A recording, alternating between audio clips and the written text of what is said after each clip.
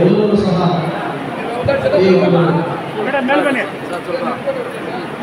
ಕಾರ್ಯಕ್ರಮಕ್ಕೆ ಜ್ಯೋತಿ ಬೆಳಗಿಸುವುದರ ಮೂಲಕ ಈ ಕಾರ್ಯಕ್ರಮವನ್ನು ಉದ್ಘಾಟನೆ ನಿರ್ವಹಿಸುತ್ತದೆ.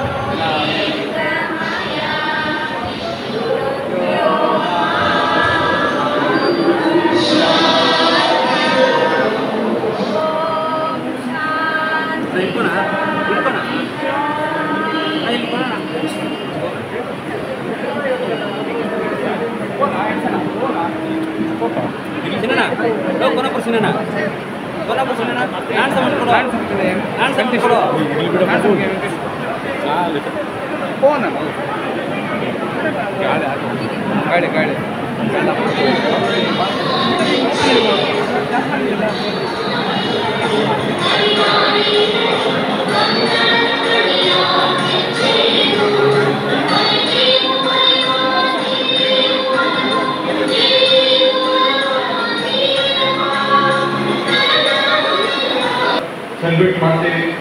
ಯಾಕೆ ಅವರು ನಾಟ್ ಓನ್ಲಿ ಗುಡ್ ಟೀಚರ್, ಅವರು ಶಿಕ್ಷಾ ಬಿಟ್ಟು ಅವರು ಶಿಕ್ಷಾ ಇಲ್ಲಿ ಎಜುಕೇಷನ್ ಇಲ್ಲಿ ಈಗ ವ್ಯಾಲ್ಯೂಸ್ ಟು ಆಜಾದ್ as a good human being all talents in development ಹೇಗೆ ಆಗಬೇಕು ಆ ಥರ ಅವರು ಇನ್ಸ್ಟ್ರೂಮೆಂಟ್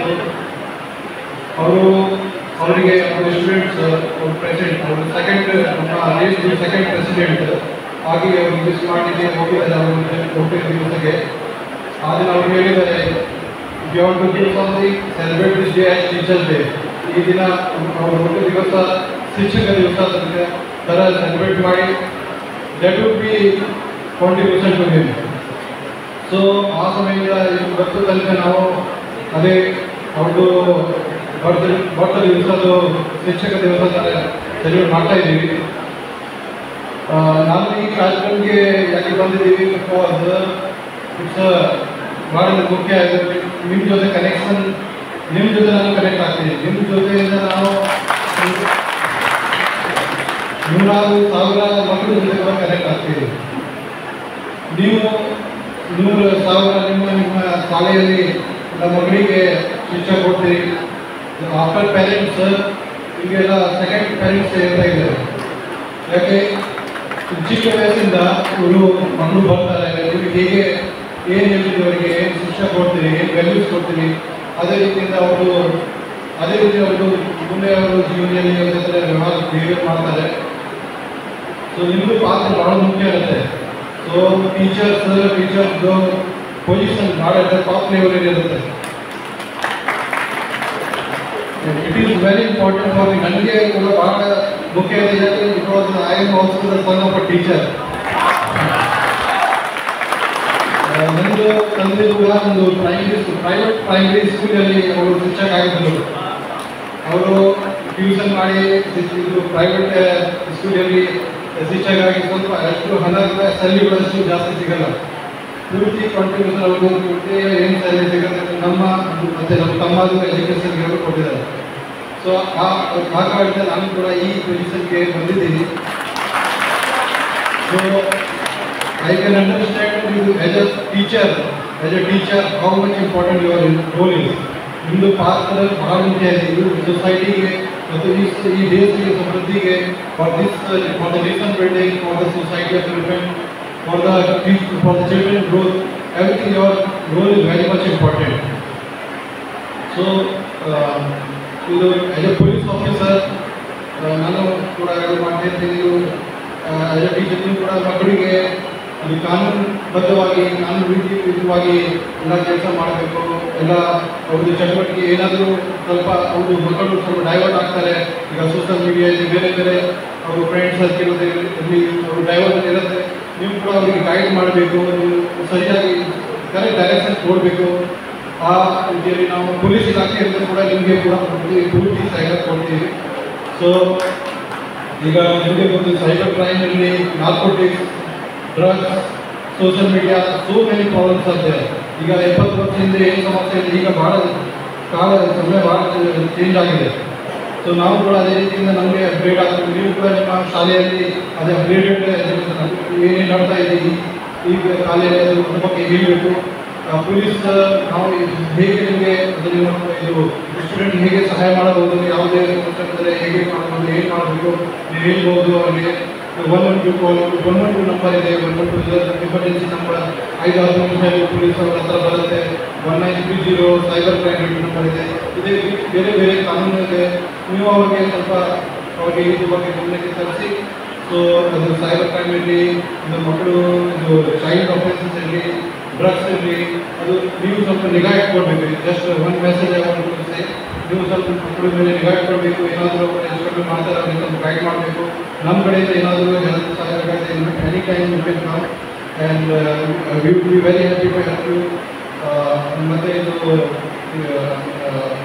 ಲಾಸ್ಟ್ ಇದು ಹೆಲ್ಪ್ ಮಾಡೋದಕ್ಕೆ ನಿಮಗೆ ಇನ್ವೈಟ್ ಮಾಡಿದೆ ಅವಕಾಶ ಮಾಡಿದೆ ಧನ್ಯವಾದ. ಎಲ್ಲರಿಗೂ ದೊಡ್ಡವರು, ಯಾಕಂದ್ರೆ ನನಗೆ 64, ನಿಮ್ಗೆ 60 ಆದರೆ ರಿಟೈರ್ಡ್ ಮನೆಗೆ. ಕರೆಕ್ಟ್ ನಾನು ದೊಡ್ಡವನ ಚಿಕ್ಕವನ ನೋಡಿ. ನೀವು ನಗತಾ ಇರಿ. ನಮ್ಮ ಇಂದಿರಾ ಗಾಂಧಿ ಮೇಡಮ್ ಟೀಚರು ನಿಮ್ಗೆ ರೇಷನ್ ಶಾಲೆ ಕೊಡ್ತಾರೆ. ಶಿಕ್ಷಕರಿಗೆಲ್ಲ ರೇಷನ್ ಶಾಲೆ ಕೊಡ್ತೀನಿ ಹೇಳಿದ್ದಾರೆ. ನಗ್ತಾ ಇರ್ಬೇಕು ನೋಡಿ. ನಮ್ಮ ಕೈಯಲ್ಲಿ ಆಗೋದು ಒಂದು ಪಂಚೆ, ಒಂದು ಬಿಳಿ ಬನೀನು ನಮ್ಮ ಕೈಯಲ್ಲಿ ಆಗೋದು ಹೇಳ್ಬೇಕು. ಕರೆಕ್ಟಾ? ಶಿಕ್ಷಕರು ನಾವು ಜಾಸ್ತಿ ಮಾತಾಡೋಕ್ಕೆ ಹೋಗಲ್ಲ. ಮಾತಾಡಿದ್ರೆ ಮೇಡಮ್ ಕೊಡ್ತಾರೆ. ಆಮೇಲೆ ನಾವು ಅವ್ರಿಗೂ ಅಷ್ಟೇ 2 ನಿಮಿಷ ಮಾತಾಡಬೇಕು. 2 ನಿಮಿಷ ಮಾಡಿದ್ರೆ ಕ್ರೇಜ್ ಇಲ್ಲ, ಒಂದು ಮೆಸೇಜ್ ಕೊಡಬೇಕು. ನೋಡಿ, ನೀವು ನಾನು ಲಾಸ್ಟ್ ಮೀಟಿಂಗಲ್ಲಿ ಮಾಡಿದ್ದೀನಿ. ನಾವು ಪ್ಯಾಚ್ ಹಾಕ್ಕೊಂಡಿದ್ರೆ ಆ ಪ್ಯಾಚ್ ಮೇಲೆ ಹೊಡೆಯೋದು, ಬೇರೆ ಬೇರೆ ಎಲ್ಲ ಮಾತಾಡ್ಸ್ಬಿಟ್ಟಿವಿ. ಇವಾಗ ಲಾಸ್ಟ್ ನಿಮ್ಮ ಬಗ್ಗೆ ಸ್ವಲ್ಪ ನಮ್ಮ ಮೇಡಮ್ ಕೋಪ ಮಾಡ್ಕೊಂಡಿದ್ದಾರೆ ಲಾಸ್ಟ್ ಇಯರ್. ಯಾವುದೋ ಒಂದು ರೀಸನ್, ಅದು ಅವ್ರ ಕರ್ತವ್ಯ. ಬಿರಲಿ, ಏನು ಮಾಡೋಕ್ಕಾಗುತ್ತೆ. ಇವಾಗ ಶನಿ ಇದೆ ನೋಡಿ, ಅವನು ಯಾರಿಗೂ ಬಿಟ್ಟಲ್ಲ. ವಿನಾಯಕ ಇದ್ದಾನೆ ನೋಡಿ, ವಿನಾಯಕ ಗಣಪತಿ ಹತ್ರ ಹೋಗಿ ಶನಿ ಹೋಗಿದ್ದಾನೆ. ಸರ್ ವಿನಾಯಕ ಸರ್ ನಿಮ್ಮನ್ನ 7 ದಿವಸ ನಾನು ಹಿಡಿಬೇಕು ಅಂತ. ಅದಕ್ಕೆ ವಿನಾಯಕನ ಹೇಳಿದ್ದಾನೆ, mister Shani Paramatma, please wait, I am going to my mother Parvati, I will take permission, I will come ಅನ್ನೋಣ. ಯಾರು? ವಿನಾಯಕರಿಗೆ ಇಂಗ್ಲೀಷ್ ಗೊತ್ತಿಲ್ವಾ? ಪ್ರಪಂಚದಲ್ಲಿ ಎಲ್ಲ ಭಾಷೆನೂ ಗೊತ್ತು. ನೀವು ಹೇಳ್ಬೋದು, ಏನು ವಿನಾಯಕರಿಗೆ ಹೋಗ್ಬಿಟ್ಟು ಮಮ್ಮಿ ಹತ್ರ ಪರ್ಮಿಷನ್ ಕೇಳಿ. ಆ ಮಮ್ಮಿ ಹತ್ರ ಹೋದ್ರೆ ಪಾರ್ವತಿ ಹೇಳಿದ್ರು ಏನಂತ, ಮಗನೇ ಇವತ್ತು ಹೋಗಿ ನಾಳೆ ಬಾ ಅಂತ ಅವ್ರಿಗೆ ಹೇಳು. ಅದು ಹೇಳೋದು ಮಾತ್ರ ಬಿಡಬೇಡ, ನೀನು ಬೆನ್ನಲ್ಲಿ ಬರ್ತು ಅಂತ. ಅದೇ ಥರ ಬಂದು ಇವರು ಶನಿ ಪರಮಾತ್ಮ ಹತ್ರ ಹೇಳ್ದ, sir I asking to permission my mummy today and go tomorrow come, please write to my ಬೆನ್ನು ಅಂತ ಹೇಳ್ಬಿಟ್ಟ. ಅವನು ಏನು ಮಾಡಿದ, ಆ ಬೆನ್ನಲ್ಲಿ ಬಂದ್ಬಿಟ್ಟು ಇವತ್ತು ಹೋಗಿ ನಾಳೆ ಬಾ ಅಂತ ಬರ್ದ್ಬಿಟ್ಟ. ಮಾರನೇ ದಿವಸ ಹೋದ, ಶನಿ ಭಗವಾನ್ ನಿಮ್ಗೇನೋ ಬುದ್ಧಿದ್ಯಾ, ನನ್ನ ಬೆನ್ನೋಡು ಏನಿದೆ, ಇವತ್ತು ಹೋಗಿ ನಾಳೆ ಬಾ.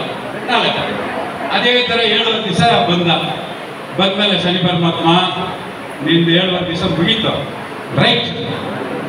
ಯಾರಿಗೆ? ಗಣಪತಿ. ಏನಪ್ಪ ಇದು ರಾಮಾಯಣ ಅಂತ ಹೇಳ್ಬಿಟ್ಟು ಶಿವನ ಹತ್ರ ಹೋದ. ಯಾರು? ಶಿವ ಪರಮಾತ್ಮ ಹೋದ್ಮೇಲೆ ಶಿವನಿಗೆ ಗಡಗಡ ಭಯ. ಓಡಾಡ್ತಾನೆ, ಮೇಲೆ ದೇವರಿಗೆಲ್ಲ ಗಡಗಡ ಆಗುತ್ತೆ. ಎಲ್ಲ ದೇವರು ಏನಪ್ಪ ಶಿವ ಇದು ಓಡ್ತಾ ಇದ್ದಾನಲ್ವಾ, ಏನು ಮಾಡೋದು ಅಂತ. ಈ ಶನಿ ಪರಮಾತ್ಮ ಮನೆ ಬರ್ತಾ ಇದ್ದಾನೆ, ಶಿವನ್ ಓಡ್ತಾ ಇದ್ದಾನೆ. ಓಡ್ತಾ ಒಂದು ಗೊಗೆ, ಆ ಗೊಗೆ ಒಳಗಡೆ ಶಿವನ್ ಹೋಗ್ತಾನೆ, ಆ ಕಲ್ಲು ಮುಚ್ಕೊಳ್ಳುತ್ತೆ ಒಳಗಡೆ. ಶಿವ ಪರಮಾತ್ಮ ಆರಾಮಾಗಿ 7.5 ವರ್ಷ ತವ ಇದ್ಬಿಟ್ಟು, ಶನಿ ನನ್ನ ಹಿಡಿಯಕ್ಕೆ ಬಂದ, ನಾನು 7.5 years I will shape me. ನಾನು ಗೊಗೆನಲ್ಲಿ ಇದ್ದಾರಲ್ಲ, ಆ ಗೊಗೆ ತೆಗಿತು 7.5 ವರ್ಷ ಮೇಲೆ. ಆಚೆ ಬಂದ, ಶನಿಯಲ್ಲೇ ಇದ್ದ. ಶನಿ ನಾನು ಹಿಡಿಯೋಕ್ಕಾಗಲ್ಲ ಅಂತ. ಅಪ್ಪ ನೀನು ಒಳಗಡೆ ಹೋದೆ, ನಾನು 7.5 ವರ್ಷಕ್ಕೆ ನೀನು ಮುಗಿಸ್ಬಿಟ್ಟೆ, ನಾನು ಇಲ್ಲೇ ಕಾಯ್ತಾ ಇದ್ದೀನಿ. ನೀನು ನಗರಲ್ಲಿ ಇದೆಲ್ಲ ಪಾರ್ವತಿ, ಅವ್ರು 7.5 ವರ್ಷ ಇದ್ದೀನಿ ನೋಡಿ, ಅದೇ ನಮ್ಮ ಶನಿ ಅಂತ. ನೋಡಿ ಹೆಂಗಿದೆ. ಸರಿ ಏನಪ್ಪ ಇದು ಆಗೋದಂತ ಆಂಜನೇಯ ಹತ್ರ ಹೋದ. 137ನೇ ಡಾಕ್ಟರ್ ಸರ್ವೇಪಲ್ಲಿ ರಾಧಾಕೃಷ್ಣ ಅವರ ಶಿಕ್ಷಕರ ದಿನಾಚರಣೆಯನ್ನು ಆಚರಣೆ ಮಾಡ್ತೀವಿ. ಅವರ ಜನ್ಮದಿನೋತ್ಸವವನ್ನು ಶಿಕ್ಷಕರ ದಿನಾಚರಣೆಯಾಗಿ ಆಚರಣೆಯನ್ನು ಮಾಡ್ತೀವಿ. ಆದರೆ ಇವತ್ತು ಬಂದಾಗ ನಿಮ್ಮಲ್ಲಿದ್ದಂಥ ನಗು, ಬಂದಾಗ ನಿಮ್ಮಲ್ಲಿದ್ದಂಥ ಆ ಉತ್ಸಾಹ ಕಡಿಮೆ ಆಗುತ್ತೆ. ನಾನು ಕಾರ್ಯಕ್ರಮಕ್ಕೆ ಬರ್ತಾ ಇದ್ದಾಗಿದ್ದಂಥ ಉತ್ಸಾಹ ನಿಮ್ಮಲ್ಲಿ ಈಗಿಲ್ಲ. ಸಾಕಾಗ್ಬಿಟ್ಟಿದೆ ನಿಮಗೂ ಕೂಡ. ಊಟ ಮಾಡಿದ್ರೆ ಸಾಕಪ್ಪ ಅಂತ, ಪಾಠ ಮಾಡಿ ಮಾಡಿ ಸಾಕಾಗ್ತಾ ಇದ್ರಿ. ಒಂದಿನ ಒಳ್ಳೆ ಕಾರ್ಯಕ್ರಮ ಮಾಡಬೇಕು ಅಂತ ಇವರು ದೊಡ್ಡ ಕಾರ್ಯಕ್ರಮದ ಪಟ್ಟಿ ಇಟ್ಬಿಟ್ಟಿರ್ತಾರೆ. ಅವ್ರದ್ದು ತಪ್ಪು ಅಂತ ಹೇಳೋಕ್ಕಾಗಲ್ಲ. ಯಾಕೆ ಹೇಳೋಕ್ಕಾಗಲ್ಲ ಅಂದರೆ, ಈ ದಿನ ನಿಮ್ಮ ಮುಂದೆನೇ ರಿಟೈರ್ಡ್ ಟೀಚರ್ಸ್ನ ಸನ್ಮಾನ ಮಾಡಬೇಕು, ಈ ದಿನ ನಿಮ್ಮ ಕಣ್ಣು ಮುಂದೆನೇ ಕೆಲವೊಂದು ಕಾರ್ಯಕ್ರಮಗಳನ್ನ ಮಾಡಬೇಕು. ಮತ್ತು ಈ ದಿನ ಕಾರ್ಯಕ್ರಮ ಯಾವಾಗಲೂ ಹೇಗೆ ಮಾಡಬೇಕಂದ್ರೆ, ಕಾರ್ಯಕ್ರಮ ಇನಿಷಿಯಲ್ ಆಗಿದ್ದಾಗ ಆ ಪ್ರೋಗ್ರಾಮ್ಸ್ನ ಮಾಡಿಬಿಡ್ಬೇಕು. ಕಾರ್ಯಕ್ರಮ ಇನಿಷಿಯಲ್ ಇದ್ದಾಗ ನಿಮ್ಮ ಟೀಚರ್ಸ್ ಜೊತೆ ಏನೇನು ಪ್ರೋಗ್ರಾಮ್ ಇದೆ ಅವ್ರು ಬಂದಿರ್ತಾರಲ್ಲ ವೇದಿಕೆಗೆ, ಅವತ್ತು ಆ ಪ್ರೆಸೆಂಟೇಷನ್ಸ್ನ ಕೊಡಬೇಕು. ಅವ್ರದ್ದು ಏನೇನು ಪ್ರೆಸೆಂಟೇಷನ್ಸ್ ಇರುತ್ತೆ, ಬೆಳಗ್ಗೆಯಿಂದ ರೆಡಿ ಆಗಿರ್ತಾರೆ, ಏನೇನು ಕಾರ್ಯಕ್ರಮ, ಅವ್ರದ್ದು ಏನು ಮೆಸೇಜ್ ಇದೆ. ಅದಾದ್ಮೇಲೆ ಕಾರ್ಯಕ್ರಮ ಶುರು ಆದಮೇಲೆ ನೀವು ಸ್ವಾಗತನ 2 hours ಮಾಡಬಾರ್ದು. ಸ್ವಾಗತ 2 hours ಮಾಡಿದ್ರೆ ಅವ್ರಿಗೆ ಸ್ವಲ್ಪ ಹೊತ್ತಿಗೆ ನಿದ್ದೆ ಮಾಡ್ತಾರೆ. ಊಟ ಕೊಡದೇ ಇದ್ರೂ ನಿದ್ದೆ ಮಾಡ್ಬಿಡ್ತಾರೆ. ಹಂಗಾಗಿ ಪ್ರತಿದಿನ ಲವಲವಿಕೆಯಾಗಿ ಪಾಠ ಮಾಡಿಕೊಂಡು ವಿದ್ಯಾರ್ಥಿಗಳ ಮಧ್ಯೆ ನೀವು ಲವಲವಿಕೆಯಿಂದ ಅವರ ಉತ್ಸಾಹ ತುಂಬಿ ಅವರಲ್ಲಿ ಆಸಕ್ತಿ ಬರೋ ಮಾಡಿ ನೀವು ಆ ಮಕ್ಕಳನ್ನ ಪ್ರತಿ ಸತಿ ಚೇತರಿಕೆಯಿಂದ ನೋಡ್ಕೊತಾ ಇರ್ತೀರ. ನಿಮ್ಮನ್ನ ಕರ್ಕೊಂಡೋಗಿ 2-3 ಗಂಟೆ ಕಾಲ ಕೂರಿಸಿದ್ರೆ ಇರ್ತೀರ? ಆಗುತ್ತೆ. ನಿಮ್ಮನ್ನು ಕೂರಿಸಿದ್ರೆ 3 ಗಂಟೆ ಕಾಲ 4 ಗಂಟೆ ಕಾಲ ಸ್ಟೂಡೆಂಟ್ಸ್ ಥರ ಕುತ್ಕೊಳ್ಳಿ ನಿಮ್ಮನ್ನ, ಆದರೆ ಕುತ್ಕೊಳ್ಳೋಕ್ಕಾಗತ್ತಾ? ಕಾರ್ಯಕ್ರಮ ಯಾವಾಗಲೂ ಅರ್ಥಪೂರ್ಣವಾಗಿರುತ್ತೆ. ಇನ್ನೆಲ್ಲ ನಿಮಗೆ ಚೌಲ್ಟ್ರಿ ಸಾಕಾಗಲ್ಲ, ಬೇರೆ ವೇದಿಕೆನ ಸೃಷ್ಟಿ ಮಾಡಬೇಕು.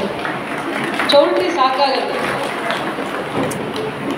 ಆದರೂ ಒಗ್ಗಟ್ಟಿಂದ ಅಚ್ಚುಕಟ್ಟಾಗಿ ಕಾರ್ಯಕ್ರಮ ಮಾಡ್ತಾ ಇರೋದಕ್ಕೋಸ್ಕರ ನಿಮಗೆ ಖಂಡಿತವಾಗೂ ಎಷ್ಟೇ ಸಮಸ್ಯೆಗಳಿದ್ರು ಅದನ್ನು ಮೀರಿ ನೀವು ಒಗ್ಗಟ್ಟಿಂದ ಎಲ್ಲರೂ ಸೇರಿ, ಎಲ್ಲ ಶಿಕ್ಷಕರು ಸೇರಿ, ಅವರು ಇವರು ಅಂತ ಭೇದ ಭಾವ ಇಲ್ಲದೆ KGF ತಾಲೂಕಿನಲ್ಲಿ ಇವರು ಹೇಳ್ತಾ ಇದ್ರು, ನಮ್ಮ ನಗರಸಭೆ ಸ್ಥಾಯಿ ಸಮಿತಿ ಅಧ್ಯಕ್ಷರು ಹೇಳ್ತಾ ಇದ್ರು, ಶಿಕ್ಷಕರಿಗೆ ತಾರತಮ್ಯ ಇಲ್ಲ. ಶಿಕ್ಷಕರನ್ನ ಆ ಧರ್ಮ, ಈ ಜಾತಿ ಅಂತ ಹೇಳಲಿಕ್ಕೆ ಆಗಲ್ಲ.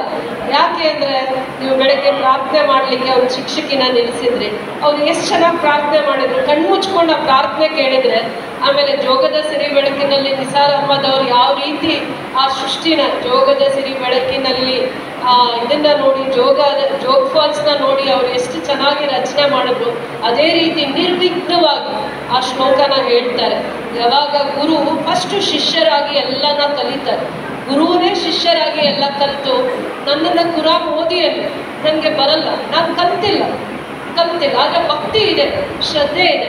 ಆದರೆ ಅವರು ಕೂಡ ಕಲಿತು ಅದನ್ನು ಭಕ್ತಿಯಿಂದ ಶ್ರದ್ಧೆಯಿಂದ ಪ್ರೆಸೆಂಟ್ ಮಾಡ್ತಾರಲ್ಲ, ಅದು ಯಾರಿಗಾದ್ರೂ ಶಕ್ತಿ ಇದೆ ಅಂದರೆ ಗುರುಗಳಿಗೆ ಮಾತ್ರ. ಅದಕ್ಕೆ ಗುರುಗಳಿಗೆ ಮೀರುವಂಥ ಯಾರೋ ಇನ್ನೊಂದು ಗುರು, ಅದರ ಮೇಲೆ ಇನ್ಯಾರೂ ನಾವು ನೋಡೋಕ್ಕಾಗಲ್ಲ. ಅಂದರೆ ಆ ಸ್ಥಾನದಲ್ಲಿ ನೀವು ಇರ್ತೀರ. ಅದಾದಮೇಲೆ ನಾನು ಜಾಸ್ತಿ ಸಮಯ ತಗೊಳ್ಳಲ್ಲ ಇವತ್ತು, ಯಾಕೆ ನಾನೇ ಅಲ್ಲಿ ಕುತ್ಕೊಂಡಿದ್ದಾಗ ಯೋಚನೆ ಮಾಡಿದೆ, ನಿಮಗೆ ನಾವು ಏನೂ ಮೆಸೇಜ್ ಕೊಡೋವಂಥದ್ದು ಇರಲ್ಲ. ಯಾಕೆ ಮೆಸೇಜ್ ಕೊಡೋದಿರಲ್ಲ ಅಂದರೆ, ನಿಮಗೆ ಅರ್ಥ ಆಗಿರುತ್ತೆ, ಅನುಭವ ಆಗಿರುತ್ತೆ.